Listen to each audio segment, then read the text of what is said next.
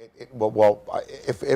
it gets made, and I don't know that it is at this point, but we would have some 3D prints. Oh, It sure. sounded like a big if now. It's pretty iffy. Yeah, it's not really strong anymore.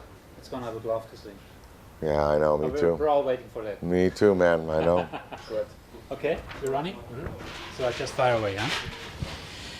Well, it's well known that you're an avid police buff. Did you already have a chance to meet the local police in Zurich? You know, I haven't seen one car yet. I saw a blue light go by, but I didn't see any marked vehicles. So they're not chasing you yet? No, I hope not. I hope I'm here as a good law-abiding citizen. But Elwood Blues, my alter ego, might have a different story. I don't know why, what they think about people drinking vodka out of skulls. Well, this is, I guess, how far our civilization has fallen or how high we have risen. Because now we can drink an unadulterated, zero additive, no oil vodka out of a skull. And that we were brought this far, I can credit my friend John Alexander, the designer of the bottle. John, you can Google him and you can find out about his work and his paintings. But every bottle's an art piece. It's just beautiful. And when we were designing the concept, you know, we thought, such a beautiful bottle. We can't put junk in here. It's got to be the whitest, cleanest fluid that we can have. And people are into health these days. And I saw the opening in the market for a clean vodka. A lot of vodkas, if you open them up, they smell very perfumey, and that's because they add fusel oils. They add glycol, raw citrus, and sugar. So you're keeping a very close eye on the vodka market? Well, yes, we had to, because we had to see where we could come in. Now, these oils, the glycol is antifreeze. They used it to cool, you know, Messerschmitt engines or Spitfire or Zero engines in World War II. And then the citrus oil can be used as a bug exterminant, and you don't need any more sugar and alcohol. We stripped all that out. We won the double gold medal by removing all the oils. So, you know. So it's supposed to be pretty good. But it is, yeah. I mean, in America, you have to drink out of a paper bag, right? I mean, is it even legal to put an alcoholic beverage into a dead man's skull? It is. It's legal. I mean, sure. There's no problem. The shape of the bottle's no problem, but. Your paper bag drinking is usually found in New York City and Chicago, but mainly New York City they let you drink out of a bag. You could not, of course, carry the skull down the street, although I do, you know, you couldn't drink out of it, but I do like to carry them around. You know, I walk around the house with them and I talk to him or her and I say, you know, how you doing today? And it's very, very soothing. George Lucas is known to act very quickly when he sees possibilities for a successful lawsuit. Did he contact you already? You know, I went to Steven Spielberg, and first of all, they would have no grounds for a lawsuit because we're making alcohol, they're making movies. So there's absolutely no basis for any kind of legal action. But I did go to Steven Spielberg when we first come up with the concept. I didn't know they were making Indiana Jones and the Crystal Skull. I had no idea they were making this movie. We were about a year and a half into our project. And Steven's a friend of mine, and I didn't want him to get the wrong idea, so I went to him. They beat you to it. Well, I didn't know. And so I sat down with him, and I said, Steven, I'm in the alcohol business. I have Patron tequila in Canada. I have wine. And now we're doing this beautiful vodka in the skull. And you know what he said? He said, I wish we were doing a premiere. We would have it on every table. But now they don't spend the money on premieres anymore. They spend it on advertising. Well, it's very helpful that he was a bit player in one of your movies, huh? Well, it was, and of course I've made a couple of, made one movie with him, and then did Casper, which he produced, and he saw the concept and realized that there was no conflict here, and you know, the movie came out, and then we came out after the movie, and people really haven't drawn a connection. If there's any connection, it is that he references the skull, the Mitchell Hedges skull, which is the most beautiful of the 13 crystal heads in his movie.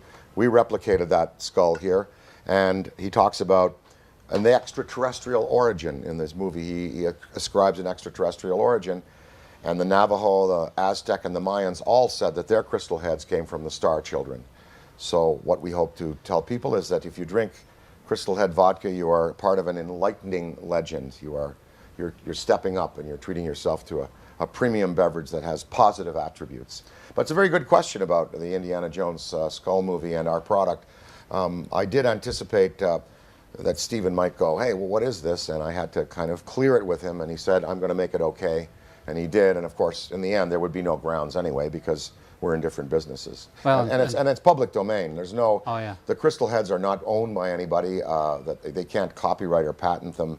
You know, the legend is public domain, so we're by the way, you have been in one of the Indiana Jones movies, although not too many people know about that. Yeah, I was in Indiana Jones' Temple of Doom. I'm the guy who puts them on the plane and they go into the mountains. That's right. We know, of course, you're very interested in the supernatural.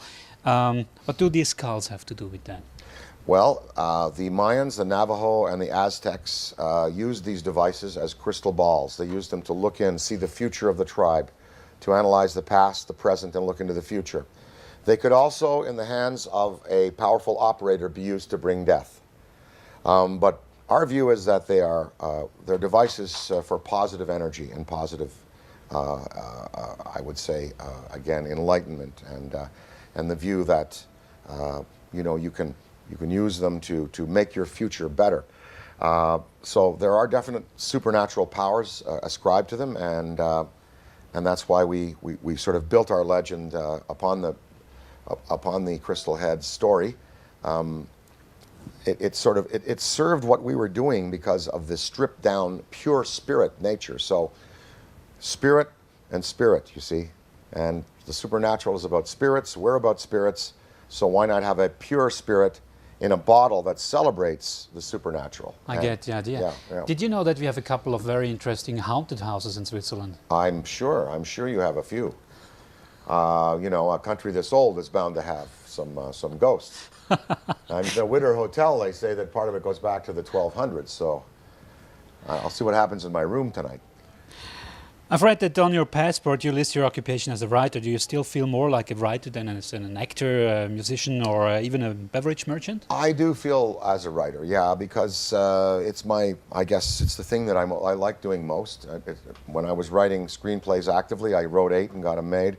It was the most fun and the most wonderful lifestyle. You know, you get up at 9, 10 o'clock, you write for 3-4 hours, you take a lunch break, you go pick up a kid up from school, you come back, leave me alone, I need 4 hours alone, need me. So it was 8 or 9 hours of complete solitude a day.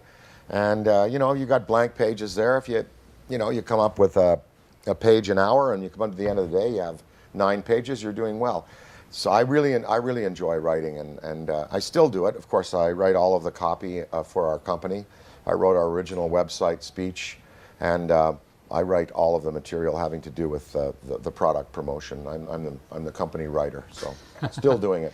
Did you also write a new screenplay for the hopefully new Ghostbusters movie? I have revised about 4 versions, and so we're just waiting to see. I mean, at this point, it's still a work in progress. Mm-hmm. Yeah. So that doesn't sound that you're too sure that it's going to be made. I'm not sure at this point at all, no. Mm-hmm. I don't know. But did you know in New York City they have a location tour which stops by at the fire station? Yeah, Northmore Fire Station, sure. Mm-hmm. Yeah, mm-hmm. I know. I hear that fire station's being decommissioned. I hope someone good buys it, because it's a beautiful building. And you're going to use it again? If we make the movie, oh, definitely, sure, absolutely. That's our home. You have like a zillion credits as an actor, but just a single one as a director. Have you ever attempted to direct a movie after Vulcanvania? Vulcanvania, Nothing But Trouble ended my career as a director because it was not a hit at the time. However, now I have people coming up to me all the time, especially young people, saying, I love that movie, funny, the hot dog scene, the nose, the leg, all of that stuff. So for me, I feel it was a serviceable comedy, but unfortunately I came out against 2 very strong women in the marketplace. It was a very male-oriented comedy, and all the girlfriends told their boyfriends that weekend, no, we're going to see Silence of the Lambs with Jodie Foster, and we're going to see Sleeping with the Enemy with Julia Roberts, and we were dead in the marketplace. We made no money, and so I've not been permitted to direct again. So I'll do other things in my life. But I'm proud of that movie, and I love that character. I would be him all day if I could. I love that guy. Hopefully not looking like him. Well, one other thing that you're doing right now is lending your voice to the Scarecrow. So I've been reading at IMDb. That's a great legacy. It is, and those books, the books, The Wizard of Oz, there was not only one of them. There were about, I think, 8 or 9 of them. And so the grandson of L. Frank Baum has licensed out. Basically, it's a sequel to Wizard of Oz. called Dorothy of Oz, and it was written at the time after Oz by L. Frank Baum. So it's really a continuation of the Oz story in his view, and I get to play a wonderful interpretation of the Scarecrow. Obviously, you know, no one can ever be as good as the original cast, but I think the star of that movie, and who's really going to make it successful, Marty Short as the villain, is amazing. He's my friend, and I got to say he's probably the most talented of everybody who came out of the Second City group, Marty Short, because he can sing, dance, act, write, everything, and he's going to be really funny in that. You're born in 1952, which means you're going to be something like... Geez, I can't count that well. I'll be 60 this summer, yeah. Is there any particular wisdom you might want to share with us now? Any particular which? Wisdom? Oh, well, I would say, sure. You know, as you grow older, you know, it's better to probably keep quiet and listen more. You'll learn stuff. Communicate with your partner in life. Make sure you know what they're doing and they know what you're doing, and have an open communication. And if you have any kind of problems where you need a therapist, don't spend the money there. Just go out and buy a Harley Davidson. Any good ideas about a vodka hangover? Well, with this, you don't get a hangover if you good. keep it under a certain amount of shots, because we've removed the glycol. Most vodkas, and I don't name names, they have the glycol, which, as I said, is the antifreeze used in the World War II planes. So removing the alcohol, or the glycol from the alcohol, you're less of a chance to get a hangover. And of course, you know, everything in moderation. I think that's the key to any kind of drinking, is just, you know, take your time and sip and enjoy. And you know, it can hurt you if you abuse it. So be careful. I'll give it a try. Thanks a lot. All right, sir.